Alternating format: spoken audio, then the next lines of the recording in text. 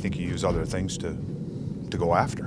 And I think one of them is playing the role of a spoiler. You know, you want to improve and get better as a team, but play the role of a spoiler. And whether you're big wins down the stretch where you're maybe putting other teams at risk as far as not making the playoffs, to me this is an opportunity. Right now we're, based on schedule and wins, we're right now the hottest team in the NHL based on the last 10 games. And I think that's an opportunity for the Buffalo Sabres to come in and challenge and beat us. So I've been there.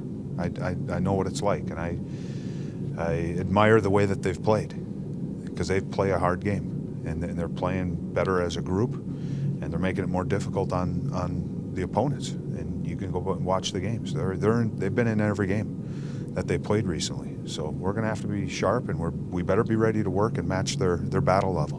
Do you coach to that point? Do you bring that up to the guys today and say, look, we've been there, other teams have been there, you know what it's like? I've already said it to them. Said it to them this morning, just so they understand it. Again, it's, you know, we have that quote going out on the ice: fear no opponent, but respect every opponent.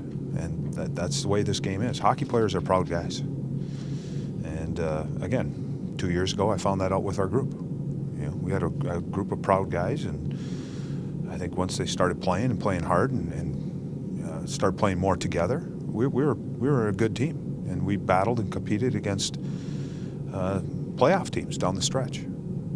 To your point on Buffalo, you saw them just a week ago, and it was the game you described. I mean, I would imagine you'll expect the same effort tonight, same kind of thing. I'm expecting nothing different. Come out, play hard. The Ennis line gave us fits and gave us problems. So we've made note of that, and we've had, for the most part, 4 lines going, and I've been able to kind of spread the time around as far as time on ice. But we're going to have to find a line to compete against that line, and hopefully neutralize them. I don't think you're going to be able to shut them down completely, but they made plays and they were dangerous. So we're going to have to find a group of 3 that can do the job. As the success has rolled out, Jack Johnson continues to play his real steady game. You've had guys rise and fall each night, but Jack has been very steady. Can you just talk about his play throughout this run of success? Jack's been very good, and it's not a strange coincidence that his game has gotten better, and our record goes along with that.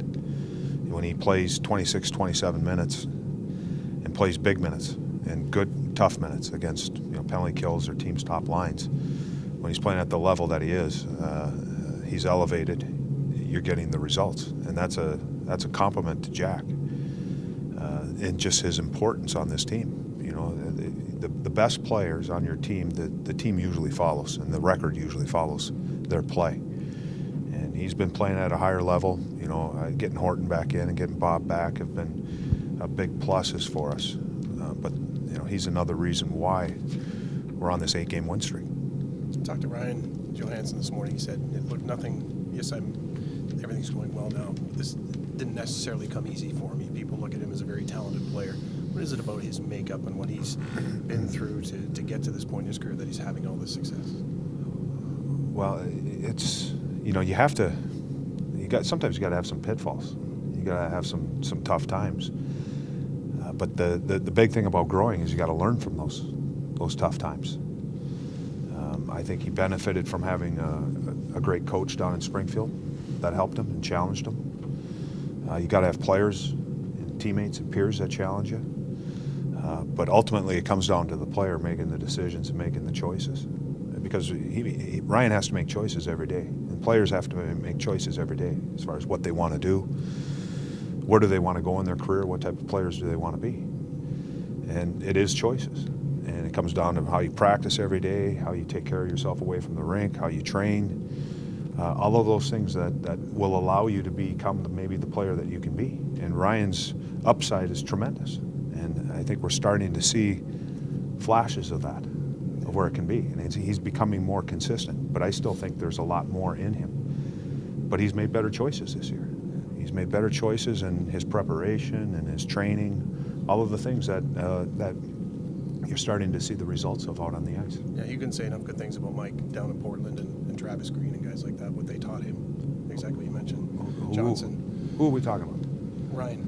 Ryan. Well, you mentioned the junior coach where he came Oh, from. okay. The coaches, yeah. Well, no, these were the coaches in Springfield. Oh, Springfield too. Okay. Yeah, Sorry, yeah. I went back to Portland. Yeah, I'm yeah. sorry. No, that's okay. And you said Portland. I thought you were saying the AHL. No, and I'm no. like, whoa. We're talking about two different Gotta things name the here. right league here, yeah. Savard status for tonight? He wasn't feeling good this morning, so it'll probably be a game time decision because of his illness, which called up Cody Golubov. With the way that you started the season, being the youngest team in the NHL, but now in the month of January, the run of play that the team has had, does maturity and chemistry factor into how they're playing right now? I think we have matured as a group and come together better as a group, but we're still a young team. I still think we have a lot to learn. There's still mistakes in games that we make that I think a more mature team that's better experienced, plays that don't happen in games. So we're still learning. We're able to kind of hide our warts.